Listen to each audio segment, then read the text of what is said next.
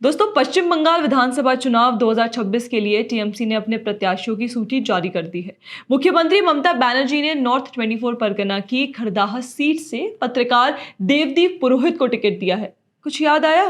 नहीं, मैं बताती हूँ। ये देवदीप पुरोहित टेलीग्राफ के वही पत्रकार हैं जिन्होंने 2023 में भारत में अमेरिका के तत्कालीन एम्बेसडर एरिक गार्सिटी से मणिपुर को लेकर सवाल पूछा था। उस समय भी हमने पैम्फलेट पर आपको इसके बारे में बताया था। After the question was asked to Ambassador Garsati, his response was picked up by media houses that made his response on Manipur and US willingness to help their headlines.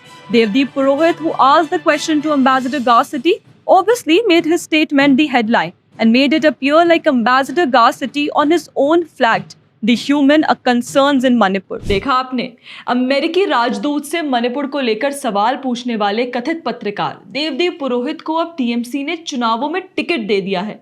अब एक बात तो स्पष्ट है कि टेलीग्राफ में नौकरी करते हुए पुरोहित पत्रकारिता तो नहीं कर रहे थे। मजे की बात यह है कि यही पुरोहित कुछ वर्ष पहले तक सोशल मीडिया पर अर्नब गोस्वामी जैसे दूसरे पत्रकारों का मजाक उड़ाते थे और आज वही पार्टी ज्वाइन करके चुनाव लड़ रहे हैं।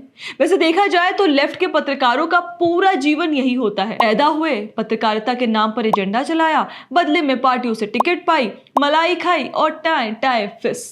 सागरिका घोष का उदाहरण हमारे सामने है।